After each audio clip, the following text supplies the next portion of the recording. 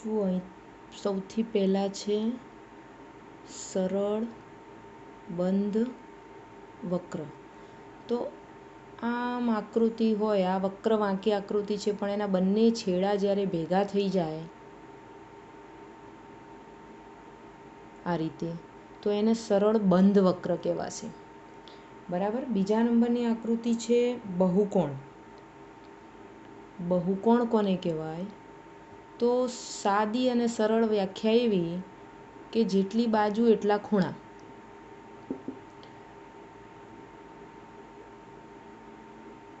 ચાર બાજુ છે તો ચાર ખૂણા હોય તો એ બહુકોણ કહેવાય. ચાર ખૂણા છે, ચાર બાજુ છે, તો એને બહુકોણ કહેવાય. મતલબ જેટલી બાજુઓ એટલા ખૂણાવાળી આકૃતિ હોય એને બહુકોણ કહેવાય. એના પછીની વાત છે બહિર્મુખ બહુકોણ. તો બહિર્મુખ બહુકોણમાં વસ્તુ એટલી યાદ રાખવાની છે કે એના જે વિકર્ણ છે એ આકૃતિની અંદર આવતા હોય. આકૃતિના જે વિકર્ણ છે એ આકૃતિની અંદર, બહારના ભાગમાં ના હોય, અંદરના ભાગમાં હોય તો એને બહિર્મુખ બહુકોણ કહેવાય. અને જો તમને એમ કે અંતર્મુખ બહુકોણ કોને કહેવાય? તો અંતર્મુખ બહુકોણમાં એક આકૃતિ છે, ચાર બાજુઓ અને ચાર ખૂણા એટલે બહુકોણ તો છે જ, પણ તમે આનો જો વિકર્ણ દોરો તમે, તો આની સામેનો કયો ખૂણો અને કયો વિકર્ણ ક્યાં દોરવો? મતલબ આકૃતિની બહાર જશે. આ બંનેનો વિકર્ણ તમે દોરો આમ, તો આ રહ્યો ખૂણો આ બાજુ છે. આનો વિકર્ણ દોરો તો આમ થશે, બે સામસામેના ખૂણાનો. મતલબ આકૃતિની બહાર વિકર્ણ જશે. તો આકૃતિની બહાર જ્યારે વિકર્ણ જાય ત્યારે એને અંતર્મુખ બહુકોણ કહેવાય. નો દાખલો છે કે વિકર્ણ કેટલા થાય એની સમજ મેળવીએ આપણે. પહેલું છે બહિર્મુખ ચતુષ્કોણ. તો બહિર્મુખ ચતુષ્કોણ એટલે આપણે આગળ જોઈ ગયા એ પ્રમાણે તમે કોઈ પણ ચતુષ્કોણ દોરી શકો. સમાંતર બાજુ ચતુષ્કોણ દોરી શકો, ચોરસ દોરી શકો, અથવા તો સમલંબ ચતુષ્કોણ પણ તમે દોરી શકો. આ બહિર્મુખ ચતુષ્કોણમાં કેટલા વિકર્ણ થાય? તો સામસામેના ખૂણાને આપણે જોડવાના છે. દરેક ચતુષ્કોણની અંદર તમે જુઓ કે કેટલા વિકર્ણ થયા. તો દરેકની અંદર વિકર્ણ થશે 2. એ જ રીતે અહીંયા છે નિયમિત ષટકોણ. નિયમિત ષટકોણની આકૃતિ આપણે દોરીશું. 3 બાજુઓથી ત્રણે 3 બાજુઓ સરખી થવી જોઈએ, પણ આપણે થોડી ઝડપથી દોરીશું, વિડીયો થોડો નાનો થાય એટલે. 3 બાજુઓવાળી આપણે 6 બાજુઓ અને 6 ખૂણાવાળી આકૃતિ આપણે દોરી એટલે ષટકોણ થઈ ગયો. હવે આપણે જો આના વિકર્ણ દોરવા હોય તો પહેલાં સામસામેની બાજુઓ તમે જોડો, સામસામેના ખૂણા. તો આ કેટલા વિકર્ણ થયા? 3. હજી પણ બીજા 3 થશે. જો આ 2 ખૂણાને જોડીએ, આ 2 ખૂણાને જોડીએ અને આ 2 ખૂણાને જોડીએ તો બીજા 3 વિકર્ણ થયા. હવે હું આ 2 ખૂણાને જોડું, આ 2 ખૂણાને જોડું અને આ 2 ખૂણાને જોડું તો બીજા 3 વિકર્ણ થયા. એટલે કુલ વિકર્ણની સંખ્યા થઈ 9. એ જ રીતે અહીંયા ત્રિકોણ. જુઓ તમે ત્રિકોણ દોરો, ત્રિકોણમાં સામસામેના ખૂણા જોડો. તો આ ખૂણામાંથી હું લીટી દોરું તો એ તો અહીં બાજુ ઉપર આવશે. આ ખૂણામાંથી લીટી દોરીશ તો અહીં બાજુ ઉપર જશે. આ ખૂણામાંથી લીટી દોરીશ તો અહીં બાજુ પર જશે. તો એને વિકર્ણ ના કહેવાય. એનો મતલબ ત્રિકોણમાં વિકર્ણની સંખ્યા કેટલી થશે? 0. આને વિકર્ણ હોય નહીં. એ જ રીતે હવે ચોરસ, તો એ તો આપણે આગળ જોઈ ગયા, છતાં અહીંયા ફરીથી કે આ ચોરસ છે એમાં તમે વિકર્ણ દોરશો. બંને સામસામેના ખૂણાના 2 ભાગ થવા જોઈએ. બરાબર. તો એ જે વિકર્ણ દોર્યા તો અહીંયા પણ કેટલા વિકર્ણ થયા? 2. હવે એવો દાખલો લેવો છે કે એક બહિર્મુખ ચતુષ્કોણ છે, તો એના 4 ખૂણાનો સરવાળો કેટલો થાય? આ બહિર્મુખ ચતુષ્કોણ મેં દોર્યો. બહિર્મુખ ચતુષ્કોણ એટલે જેના વિકર્ણો અંદરની આકૃતિની અંદરની બાજુ હોય એવા. તો આ ચારે ચાર ખૂણાનો સરવાળો હું કરીશ અથવા તો મેં કર્યો તો મારે થાય છે 360°. ચતુષ્કોણના ચારે ચાર ખૂણાનો સરવાળો 360° થાય. તો મારે તમને એ પ્રશ્ન કરવો છે કે ચલો એક ચતુષ્કોણ હું આવો દોરું છું.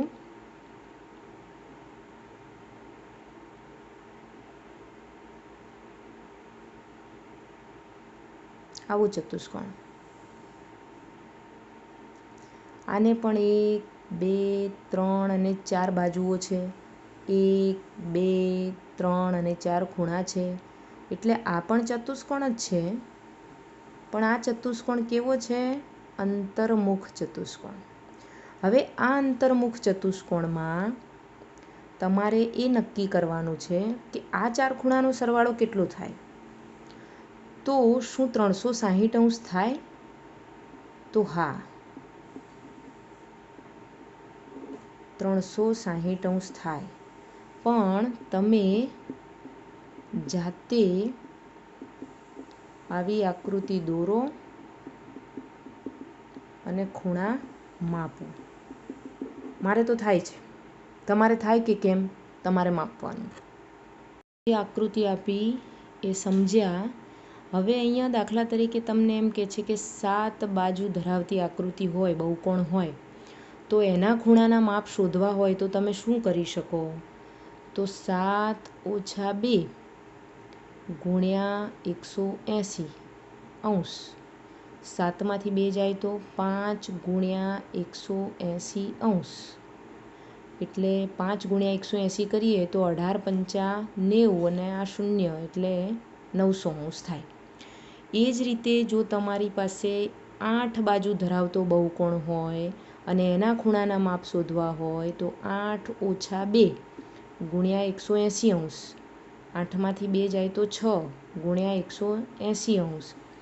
18 × 108 અને આ 0 તો આવશે જ અને આ ઉપર અંશ એટલે 1080° થાય.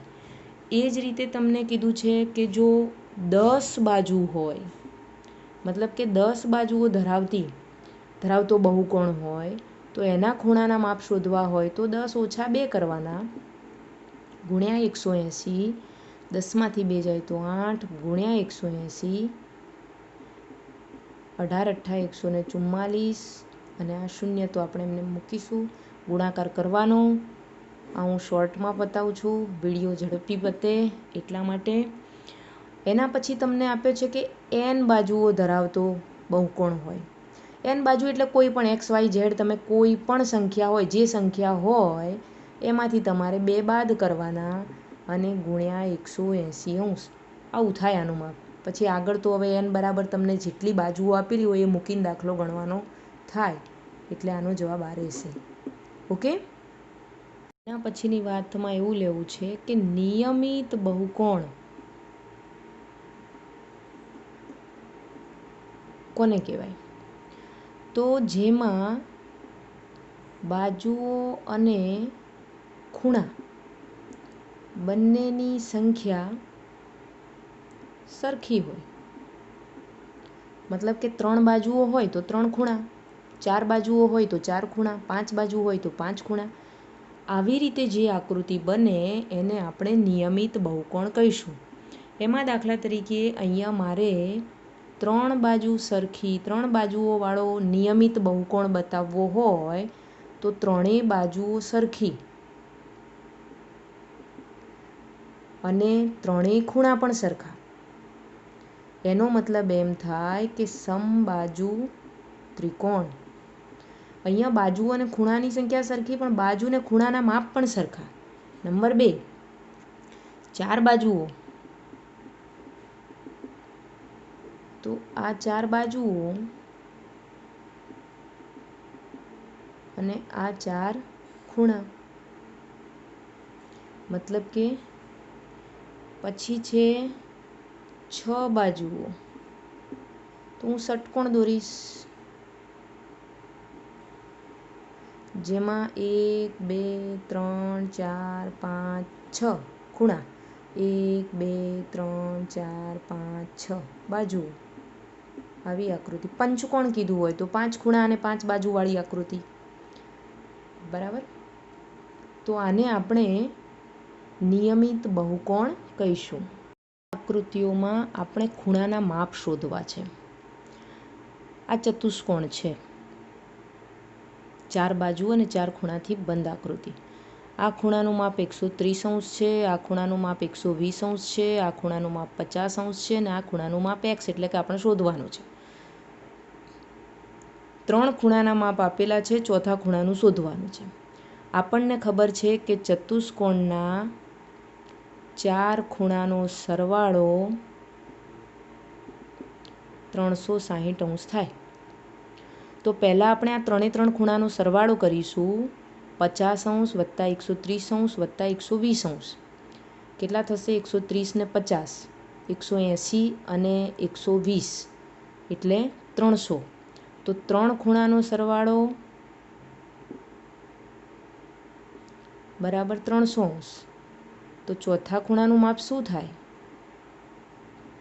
360 ઓછા 300 બરાબર 60. દાખલો વ્યવસ્થિત ગણેલો હું પાછળ મૂકું છું. આ ખાલી તમને આકૃતિ સમજાવું છું. એ જ રીતે આ આકૃતિ જુઓ. અહીંયા તમને એક ખૂણાનું માપ 70 આપ્યું છે, બીજા ખૂણાનું માપ 60 આપ્યું છે, ત્રીજા ખૂણાનું માપ x આપ્યું છે. એ શોધવાનું છે. તમને એમ થાય કે આ પણ શોધવાનું છે. તો જુઓ અહીંયા આ એક નિશાન આપેલું છે. એનો મતલબ એમ થાય કે આ 90° ખૂણો છે. તો આ 90° ખૂણો છે. તો આ એક જ રેખા પર આવેલા બે ખૂણા એટલે કે રૈખિક જોડના ખૂણા થયા. તો આ 90 અને આનો સરવાળો 180° થાય. તો 180માંથી 90 જાય તો આ ખૂણાનું માપ કેટલું આવશે? 90°. હવે જુઓ આ દાખલાની જેમ, આકૃતિની જેમ આનું 90 છે, આનું 60 છે, આનું 70 છે. તો 90, 60 અને 70 220 અને 360માંથી 220 બાદ કરો 140. એનો મતલબ આ ખૂણાનું માપ 140 આવશે. એના પછી ત્રીજો દાખલો છે. ત્રીજા દાખલાની અંદર જે ત્રીજી આકૃતિ છે એ આકૃતિની અંદર પણ તમે જુઓ કે તમને 4 ખૂણા નથી આપ્યા.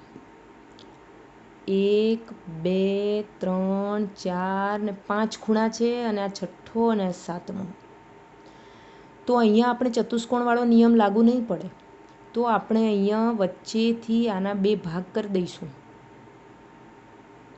બંને ખૂણા જે છે આમ અને આમ, ખૂણાને અડધો અડધો કરીશું. મતલબ જે માપ આવશે ને એનું અડધું અડધું માપ, બંનેને અડધું અડધું કરી દીધું આપણે વચ્ચેથી. તો આ શું થયો? ત્રિકોણ બન્યો. હવે આ શું થઈ ગયો? આ એક ખૂણો, આ બીજો ખૂણો, આ ત્રીજો ખૂણો અને આ ચોથો ખૂણો. મતલબ કે આ ચતુષ્કોણ થઈ ગયું. તો આપણે શું કરીશું? પહેલાં જુઓ અહીંયા આ રૈખિક જોડનો નિયમ લાગુ પડશે. એક જ રેખા પર આવેલા બે ખૂણા. આ 70° છે તો 180માંથી 70 બાદ કરો એટલે આ 110 આવશે. આ 60 છે તો આને 180માંથી 60 બાદ કરો એટલે 120° આવશે. એટલે આ 120° થયો.